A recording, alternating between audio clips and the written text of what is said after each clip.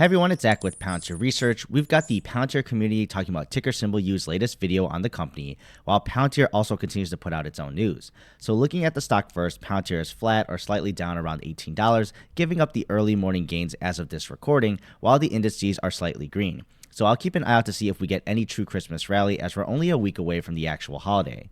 Now for the news itself, I'd say the biggest one everyone in the Palantir community is talking about, and kind of divisive, even if I personally don't think it is ticker symbol U's video released over the weekend on Palantir. So I've watched the whole thing, and I treat it like any other news. I respect the time and research he puts into the companies that he talks about, and he will have his own opinions, as should everyone, and will tell the audience his honest thoughts. And for some, thinking it's clickbait with the Palantir is doomed text on the thumbnail, I think it's fine, honestly, if you fully watch the video, but I have my biases as well as a content creator. Now, it's not my own personal taste also or approach, but I wouldn't say anything malicious either or being that bad. Now, Palantir can be doomed in a specific scenario where things go wrong and scalability is not achieved, and depending on the competition, just as how AIP and boot camps became a catalyst for Palantir on that positive narrative as well as the results we've been hearing from management, this also means that any competitor or big whale like a Microsoft, Google, Amazon can have that moment also in the future. Although I think right now we have not gotten anything concrete as a Palantir killer in regards to their product unveilings, demos, and announcements right now. But you definitely cannot count them out either with their endless resources and reach, at least on the commercial side.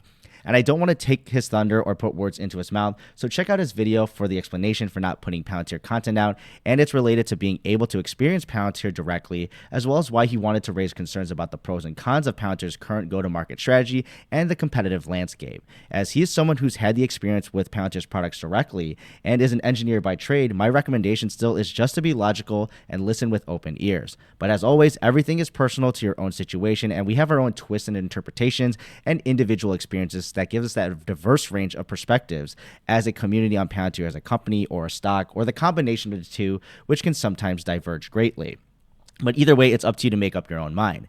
Now, also, Palantir continues to be active in sharing not only their products, but also their perspective on problem solving and methodologies when it comes to machine learning, and some would say artificial intelligence. But they go with a great example with actual end result pictures on how they believe transfer learning for object detection in satellite imagery is a valuable approach. Now, without getting into the weeds here, essentially they make the case that pre-training their data on a robust set of data and how pre-training increased their outcomes on the target set came to be.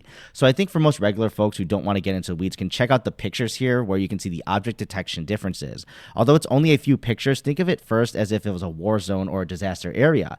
Having that slightly better edge in detection has high stakes, even if small, can have significant outcomes here and consequences, even if it's only a slight difference in that single image. And then compound that over thousands or millions of images for analysis, it adds up. So check out the blog post there when you have a chance. And then also, it's been a while since we've seen his face out there, but Palantir's US government president put out a few statements regarding the Vantage extension contract Palantir won last week. So Akash Jain, basically the typical great partnership and evidence he brings up, that they bring great value to the United States defense. Now, usually we don't get all of these statements from management on a contract or even just anything public too much besides the announcements, but I think this is still a residual effect of the muddying up by William Blair's Louis De Palma. I think it's just good for them just making sure the narrative is set straight, and management's decision is to be more vocal on this specific also helps. So thanks for watching as well, and I'll see you in the next video.